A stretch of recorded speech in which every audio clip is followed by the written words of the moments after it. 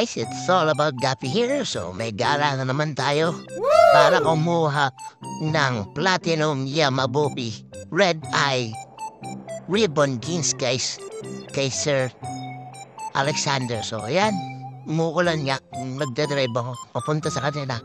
So weltahan ko yun, pakita ko sa inyo kung ano at gaano kaganda ang kanyang mga Platinum Yamabuki.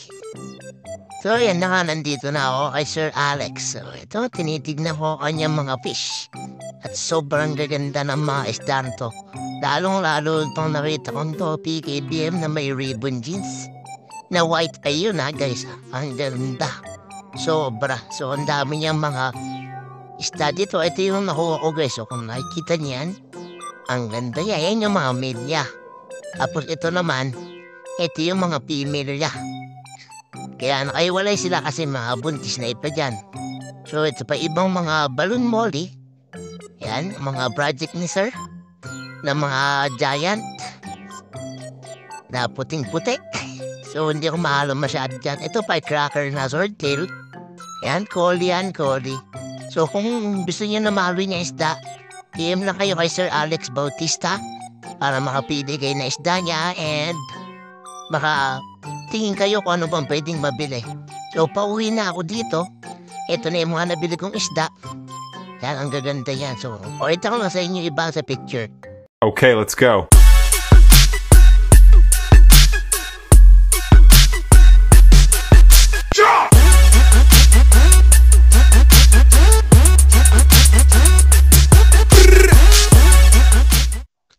Hello guys, so, ito na. Hindi ko na pakita sa inyo, no, ina-acclimate ko. Tapos nilagay ko siya sa tank. Ito na yung mga Platinum Yamabuki Balloon Molly na kinuha ko kay Sir Alexander Bautista. So, ito, pakita ko sa inyo, pa-receive nila. Mga ano sila, ribbon jeans. Kaya, teka lang, pakita ko sa inyo guys. Yan. So, hindi ko na napakita sa inyo na ina-acclimate ko. Kasi medyo na-stress sila nung umpisa. Nung siniship sila papunta dito. Nung kinuha ko rather. Kasi pinunta ko siya sa may San Mateo. Sa kanila, sa bahay nila. Tapos binahay ko, siyempre nakamotor lang ako. Medyo nagka-problema sila. Na-stress, pero yan, recovered na.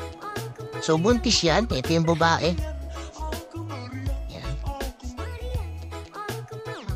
Tapos yung dalawa nandun na yun sa dulo.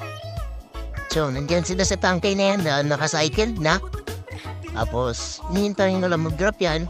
Pero lalagyan ko siya ng separator or ililipid sa ibang tank para doon siya bumuga. Kasi, likas na fly eater daw yung mga balloon molly na yun. So, para safe, kung pagpabuga siya, ililipat mo na siya sa tangkay. So, yan. Makita nyo, facing, no? Para siyang Flappy Bird. Flappy Bird na naroon. Ano. Sobrang taba niya. Tapos, kung lumawan siya, lumilipad-lipad, parang lumilipad-lipad na ako. Nag-ibon na yan. Wait. Diba? Para siyang Flappy Bird. Guys, so yun na nga. Kung gusto nyo ng mga nakita nyong balloon molly na alaga ni Boss Alexander, PM nyo lang siya. Ito yung kanyang Facebook. Tapos, inquire kayo about sa balloon molly niya at saka doon sa firecracker niya na nakita niyo doon sa video. So, yun na. Please like and subscribe para sa mga sunod na video tsaka mga gusto niyo pang mabilalang mga breeder tsaka maging friend nyo rin, mabili kayo ng materyales sa nila and makapag-breed din kayo na makikita nyong fish sa kanila. So, yun nga. It's all about Gappy. Bye guys.